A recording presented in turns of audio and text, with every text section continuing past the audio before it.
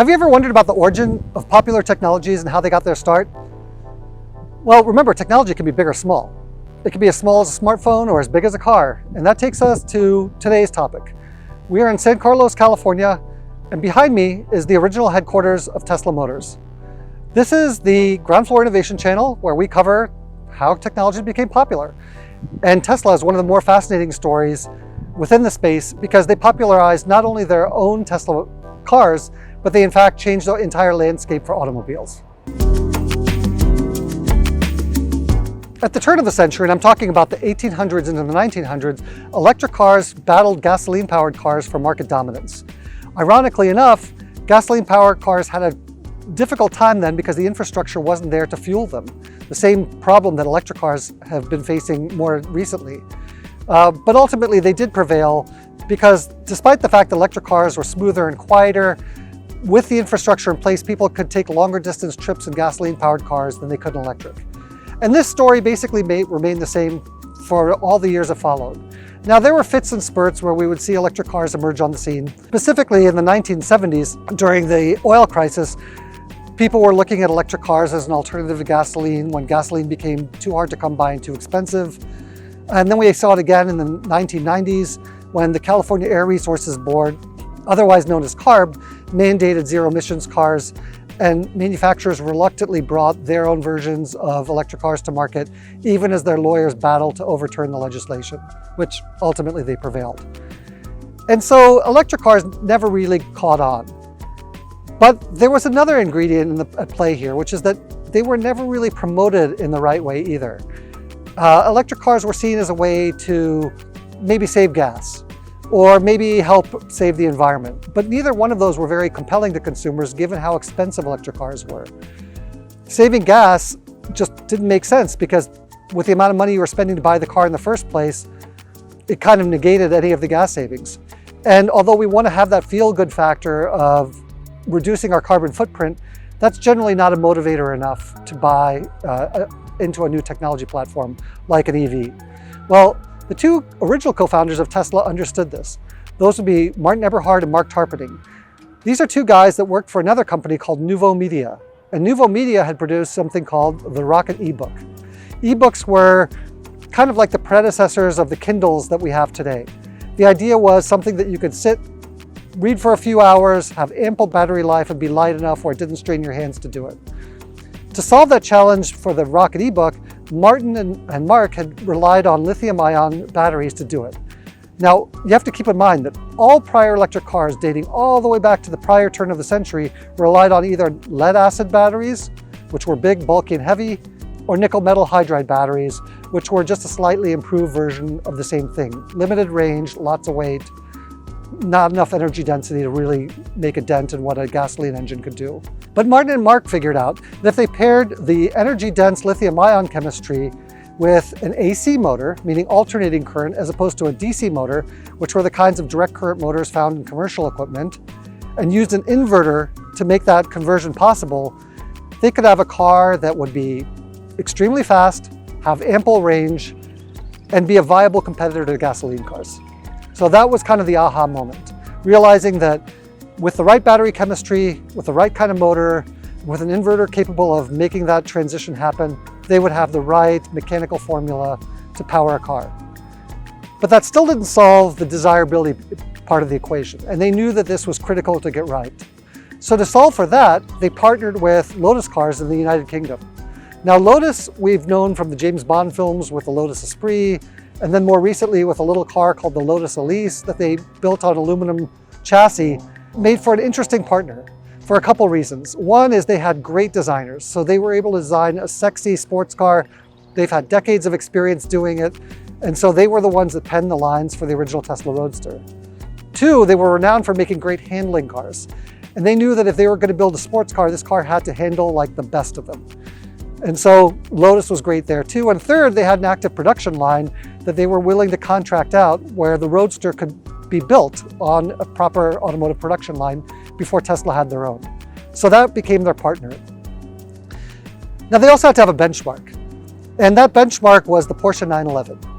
At $100,000, it was the right price and had the right level of performance, that they knew that if they could rival the 911, that they'd have a winning formula on their hands. And so that's what they set out to do, to build a 2-seats open-top sports car, about $100,000, that had acceleration 0 to 60 in the 4-second range, had over 200 miles of range, of driving range, and they knew that that was going to be the killer metrics to compete with the world's best sports cars. However, building it was another matter. The car was designed here in San Carlos, assembled in Hethel, England, and then brought over as a glider.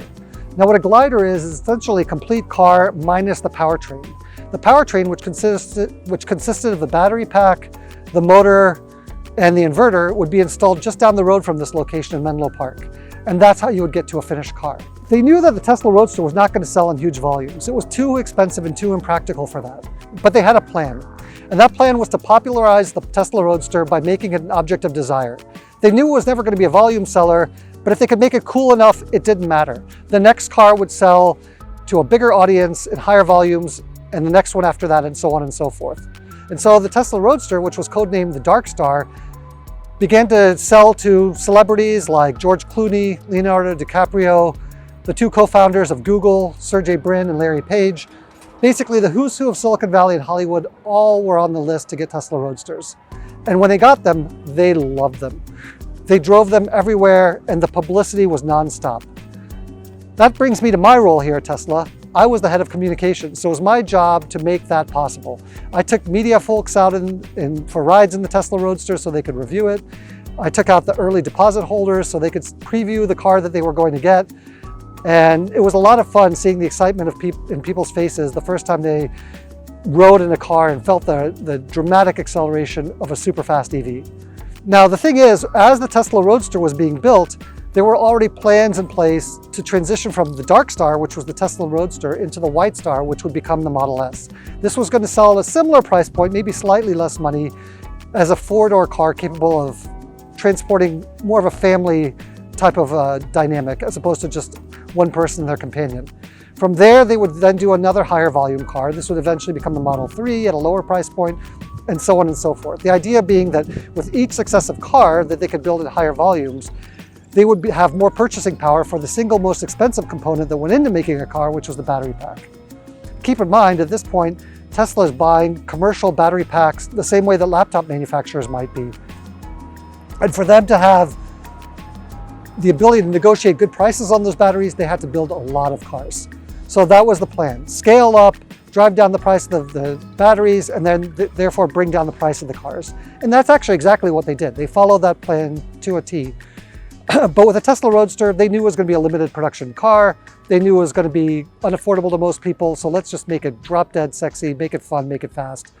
And that was the first Roadster. I'm remembering my first day on the job. Martin Eberhard gave me the keys to one of the 2 Tesla prototypes that existed at the time. These cars were valued at $2 million a piece. He said, David, whatever you do not crash one of these cars. You crash this car, you tank the company. We don't have anything to replace it with. Well, being a cocky young guy, had come from a turbocharged mid-engine sports car. I thought, no problem, I've got this. And so I grabbed a journalist, we got in the car, and I immediately fishtailed out of the parking lot in a cloud of tire smoke. Almost slid into the curb on the other side of the street. And I was thinking, man, my first day on the job is my last day on the job. Luckily, the journalist thought I did it on purpose. He was giggling like a schoolgirl. I saw Martin beaming from the parking lot, and I figured, okay, I dodged a bullet. Maybe everything's okay. In the months that followed, I became a little bit more dialed in of a test driver, and I actually mapped out a little route here in San Carlos that took me by a roadside billboard. Now, underneath this billboard, there was 9 times out of 10, there was a cop there. And that cop was generally sitting with his radar gun in his lap, waiting until he could hear an engine, rev up.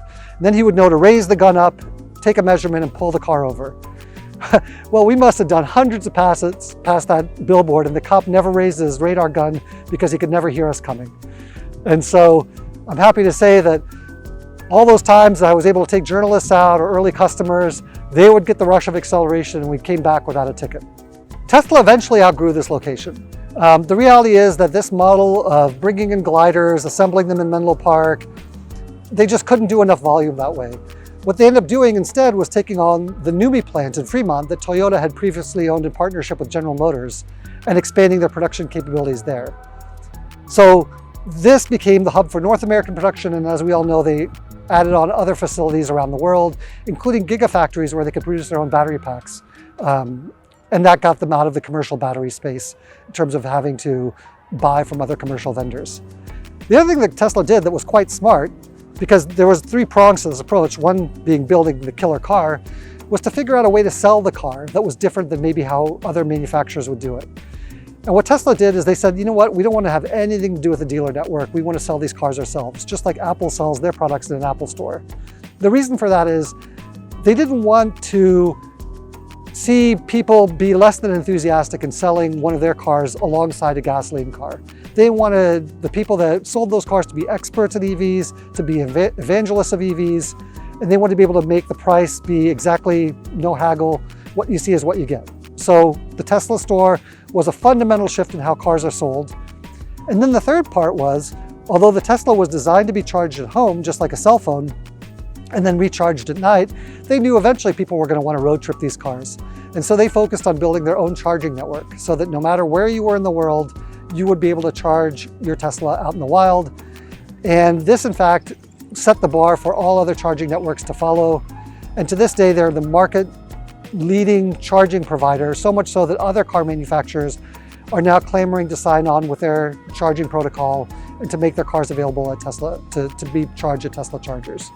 So with those 3 prongs, building a great car, being able to build that car at scale, controlling how the car is sold, and controlling where the car is charged, Tesla created an entire infrastructure environment similar to Apple's walled garden in a way, that allowed their products to thrive and to succeed.